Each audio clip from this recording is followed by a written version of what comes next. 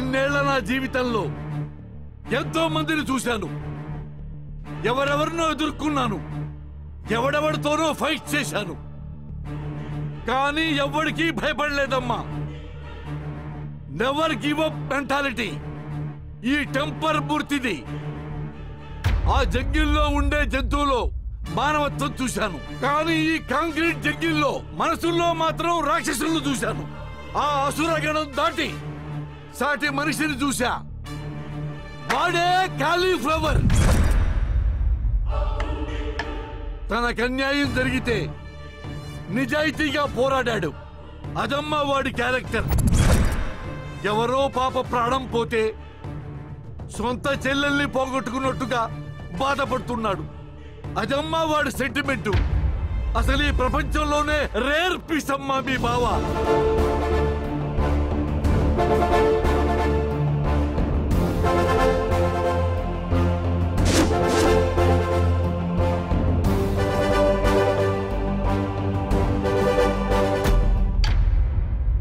వాడు పోరాటం చేస్తున్నది చరిత్రలో నిలబడటానికి కాదు, చరిత్ర సృష్టించడానికి.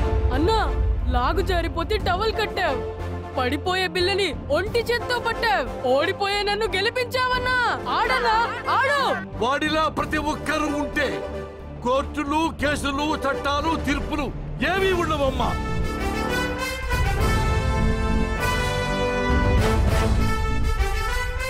వాడు ఓడిపోవటం ఏంటమ్మా? ఓడిపోడు. వాడు ఓడిపోతే దేవుడే ఓడిపోయినట్టు.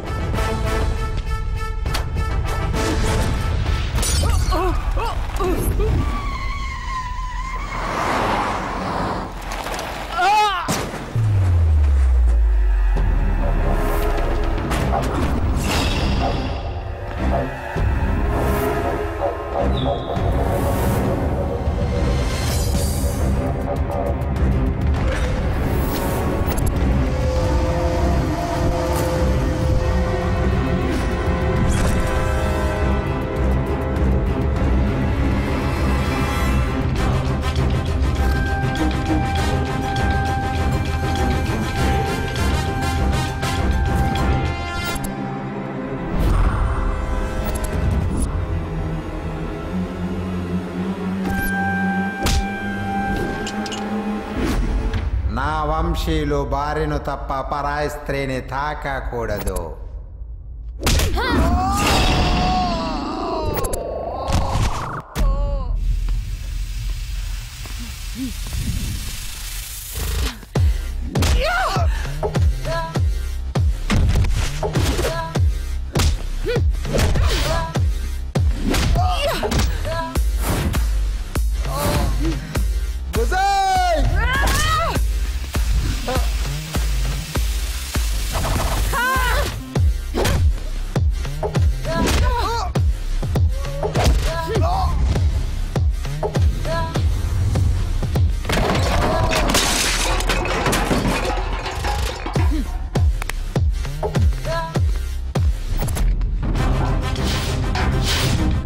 రండి ఈ అబ్బా.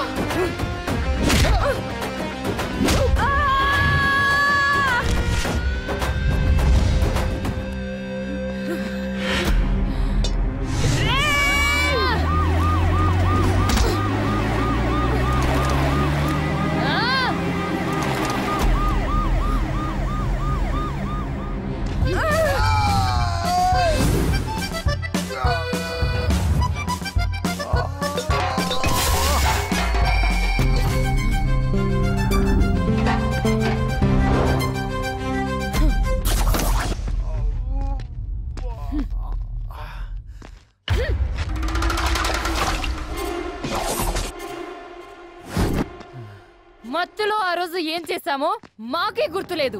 ఫ్రీగా సుఖ పెడితే సుఖపడకుండా ఈ లంగా పర్లేంట్రా లఫోడ్.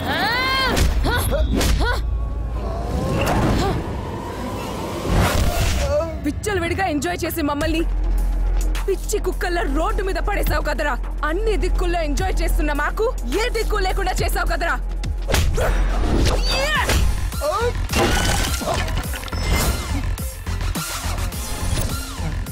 మేం కలలు కని కట్టుకునే ఎంపైర్ని కొలాబ్ చేసావు కదరా కొలబద్దరా కొడక. కంట్రీ దాటి వెళ్దా అంటే వెళ్ళనీకుండా చేసావు కదరా కంట్రీ బ్రూట్.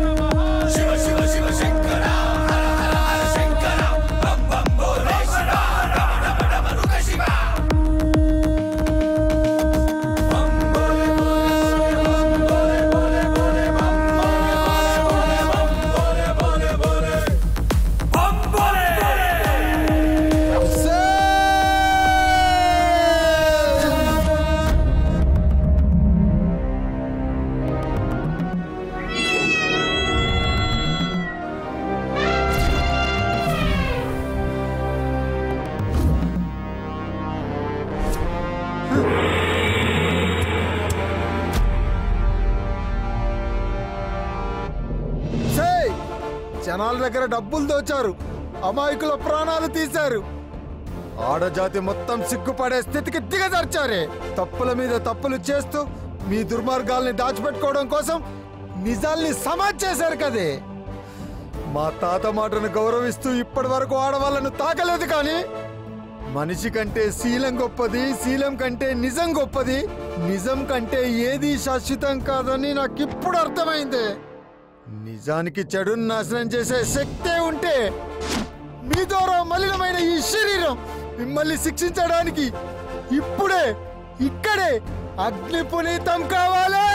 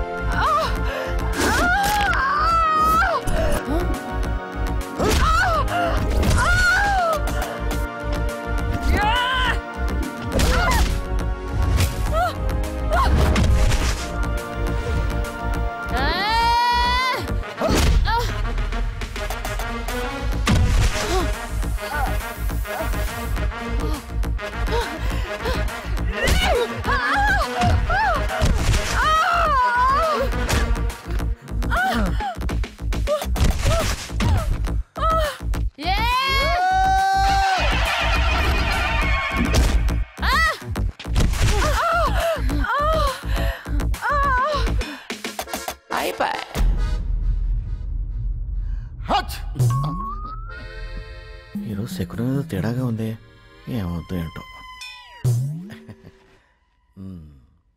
నమస్తే సార్. నువ్వా? మళ్ళీ ఏం మార్చడానికి వచ్చావయ్యా? అప్పుడు మారుద్దామనుకున్న దాన్నే ఇప్పుడు మార్చాలని వచ్చాను సార్. మా తలరాతలు మారకుండా ఉంటే చాలు. మొదలెట్టండి కేసు. యువర్ ఆనర్, ఈ కాలీఫ్లవర్ అమాయకుడేమీ కాదు.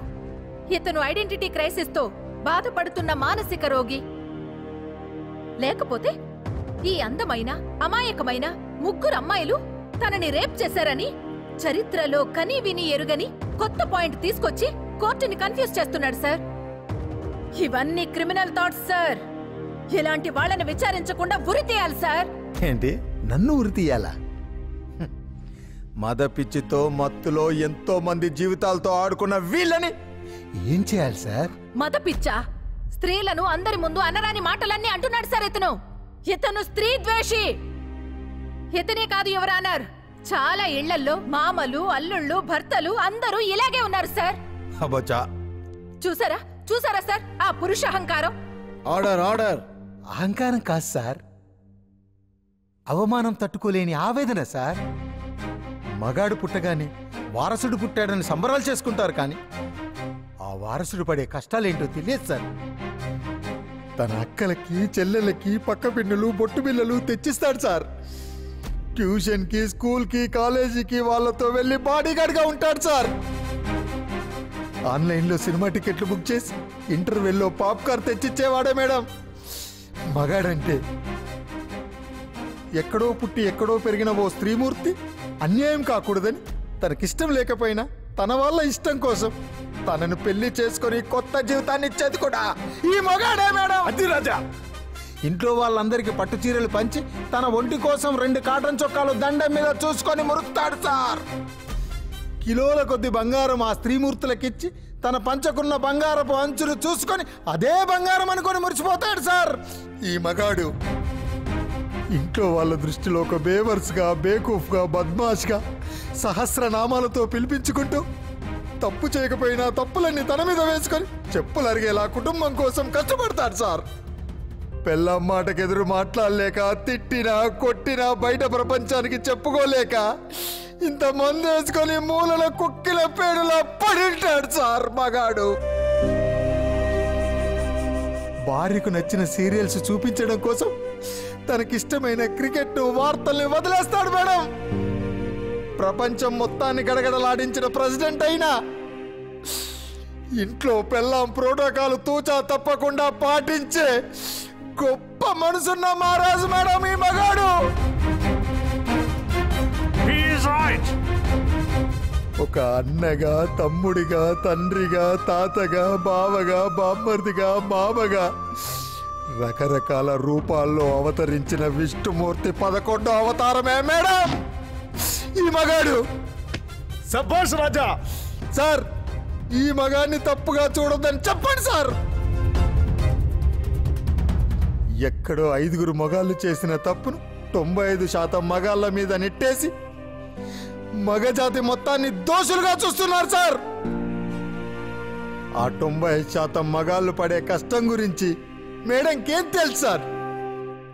ఇంట్లో రోజు వచ్చే కష్టాలను సహనంగా భరిస్తూ స్కూల్లో ఫీజులు కట్టలేక, ఆడపిల్లల పెళ్లిళ్ళు చేయలేక, వాళ్ళ కాళ్ళు వీళ్ళ కాళ్ళు పట్టుకొని అప్పులు చేస్తూ తిప్పలు పడుతూ ఎక్కడ పరుగు పోతుందో అన్న బాధతో కళ్ళల్లో జలపాతాన్ని దాచుకొని తన వాళ్ళ కలల్ని, ఆశల్ని నెరవేరుస్తూ మండుతున్న గుండెల్ని చల్లబరుస్తూ కుటుంబ గౌరవం నిలబెట్టడం కోసం మగాడు ఒంటరి పోరాటం చేస్తూ అనుక్షణం చస్తూ బతుకుతూ సైనికుల్లా నిలబడేవాడే సార్ ఈ మగాడు. ఈ మగాడు. Any question?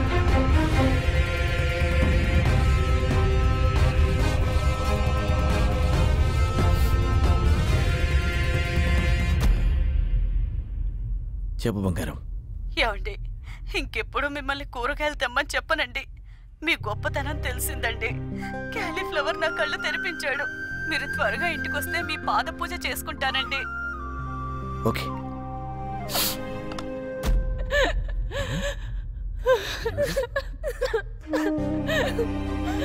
No.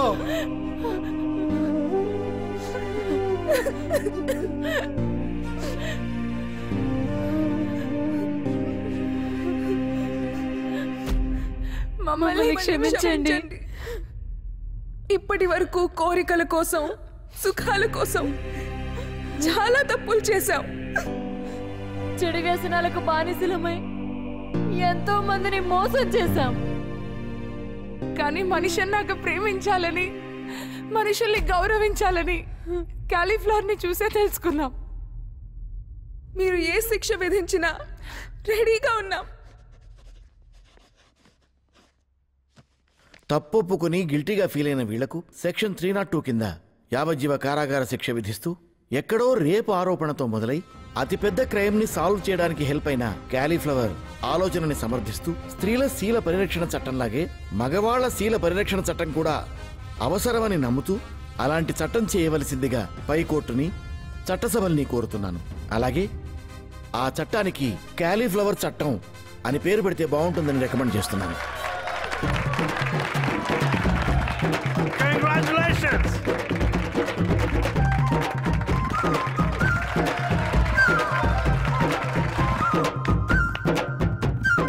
ఏమయ్యా పిఏ చేసుకురావయ్యా రమ్ము.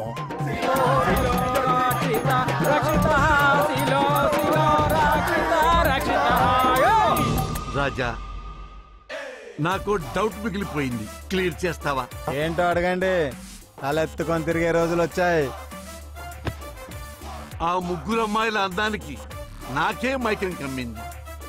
నిన్నేం చేశారో, ఎలా చించారో అని కుతూహలంగా ఉందయ్యా. మూర్తి గారు, ఆ చీకటి రాత్రి గురించి నన్ను అడగండి. ఓరి బాబో, ఓరి నాయనో,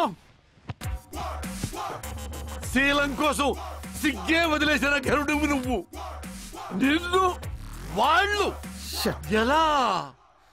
ఆ రోజు రాత్రి ఆ ముగ్గురు నన్ను ఎత్తుకెళ్ళారు. వామ్మో, మంచం మీద పడేశారు. నులక మంచమా, నవర మంచమా? ఓరి నీ అయ్యా, నొరగ మంచం అయితే ఏంటి, నవారు మంచం అయితే ఏంటి, నేల అయితే ఏంటి, మ్యాటర్ కదా ముఖ్యం. ఆ తర్వాత ఏమైంది రాజా? నాకు ముద్దులు పెట్టారు. అమ్మా, ఆ తర్వాత మళ్ళీ ముద్దులు పెట్టారు. వారిని అమ్మ ముద్దు నుంచి ముందుకు పోరా నాయనా. మళ్ళీ ముద్దే పెట్టారు సార్. ముద్దులు పెట్టాక ఏం జరిగిందిరా? వాళ్ళు ముద్దు పెట్టారు, నా శీలం పోయింది. అమ్మా, నేనెలా పుట్టాను? అది మీ నాన్న నన్ను ముద్దు పెట్టుకుంటే నువ్వు పుట్టావురా. అవునా? ముద్దు పెట్టుకుంటే పిల్లలు పుడతారా? ముద్దులకే శిలం పోయిందని నమ్మి సిటీకి వచ్చి ఇంత పెద్ద కథ నడిపావా నువ్వు? నాకు, వీళ్ళకి, మా ఆవిడకి, ప్రేక్షకులకి పెట్టావు కదరా ఇంత పెద్ద క్యాలీఫ్లవరు.